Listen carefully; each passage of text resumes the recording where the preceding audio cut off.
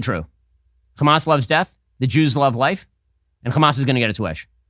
Joining me on the line is Rudy Rachman. Rudy is serving right now in harm's way. He's an IDF paratrooper in the reserve. He spent the first 4 days of the war in Kfar Aza. That is one of the hardest hit places in Israel where Hamas terrorists murdered over 100 people. And he saw firsthand the depravity of what was happening right there. So, Rudy, first of all, I hope that you're healthy and hope that you stay healthy, and Godspeed on taking it to these pieces of human debris. I want to start by asking what your experiences were in going into Kfar Aza, because we're already seeing the Holocaust level rewriting in real time. It's pretty amazing. The Holocaust denial rewriting in real time, that nothing happened, is all fake, that Hamas itself is attempting to walk this back and pretend it didn't kill civilians. What did you see when you went into Kfar Aza?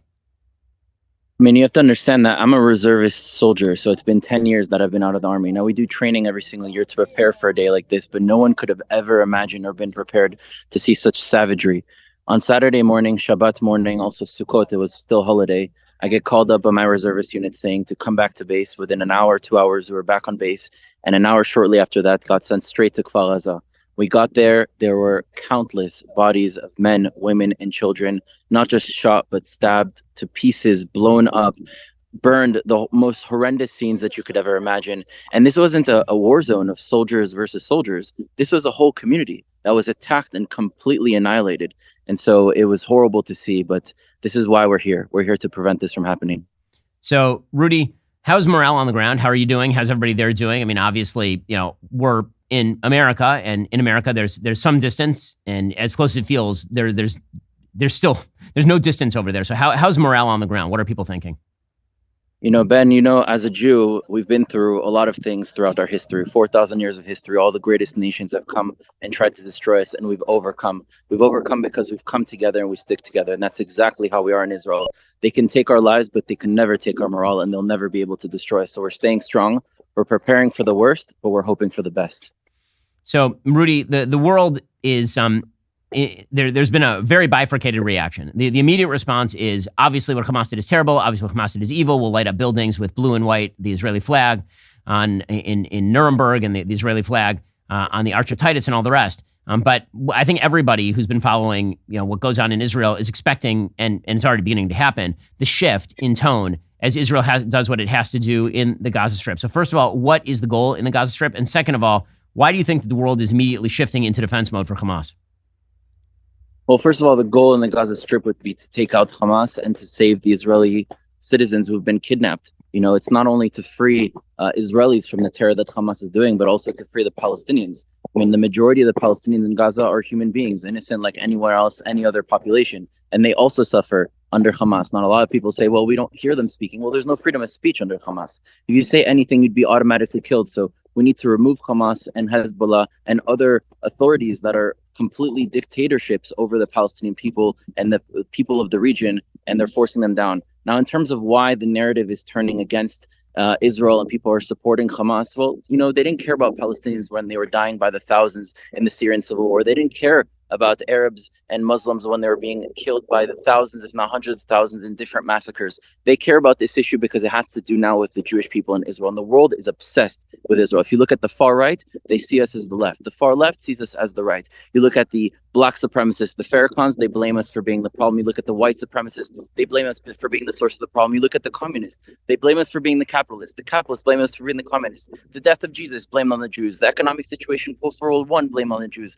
The Black Plague, blame on the Jews. COVID, blame on the Jews. Literally anything and everything that's wrong with this world, it's always blame on the Jews. And the one thing that all extremist groups agree on is that the Jew is the source of the problem. So this effort of trying to support Palestinians is not really to help Palestinians. It's a way to attack Israel. And I do support Palestinians because Palestinians are our cousin. 30 to 60% of Palestinians actually descend from Jews that were forcibly converted to Christianity and Islam over time. So we're much more related than we think. But we need to create a reality here where we can transcend our differences and build something to achieve our aspirations. But it doesn't happen with Hamas clouding our minds and manipulating narratives in order to convince people that the only way to help human lives is to be against Israel and the Jewish people. That's the issue here. So, Rudy, obviously everybody's expecting a ground assault on the Gaza Strip in the coming days.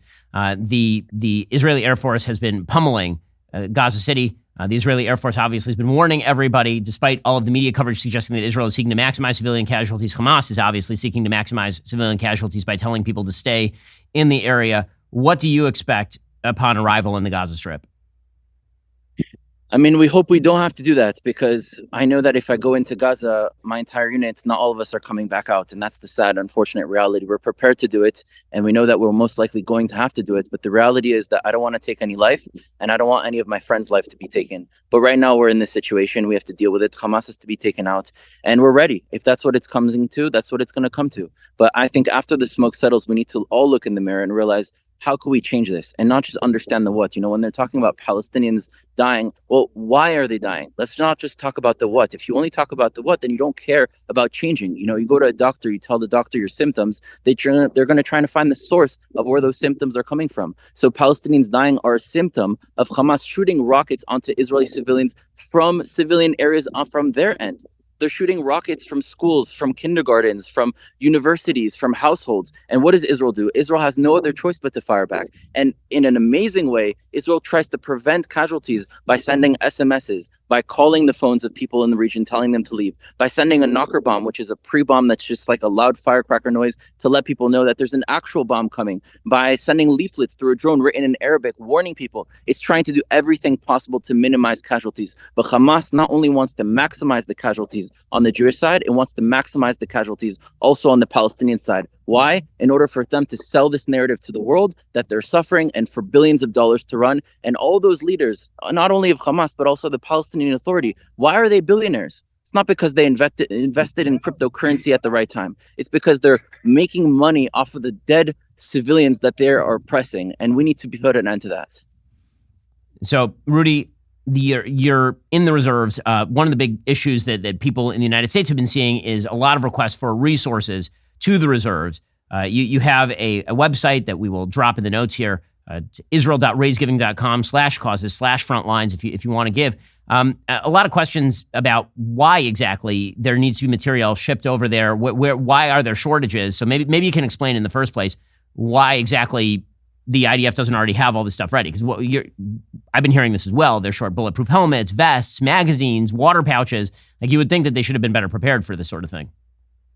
I mean, Ben, we went into war and some of my friends went with running shoes. We didn't even have enough boots, knee pads, vests, helmets. Those are the basic things that we need to be able to defend our land. And as reservists, obviously, we have less accessible resources than those that are currently in the Army. And the Army was not prepared for this, unfortunately. And so, yes, we do need help right now. Although we're on the front lines, the people that are behind us are the people that are supporting us. And we did create this site in order to buy gear for the reservist unit for us to be better prepared in the next mission we go to. Well, that is Rudy Rochman. Good luck. Hatzlacha rabah. Chazak v'ematz. Really appreciate on behalf of all Westerners, Americans, and obviously Jews, what you're doing to, and all of your compatriots in arms are doing in order to rid the world of the scourge that is Hamas. Stay safe out there.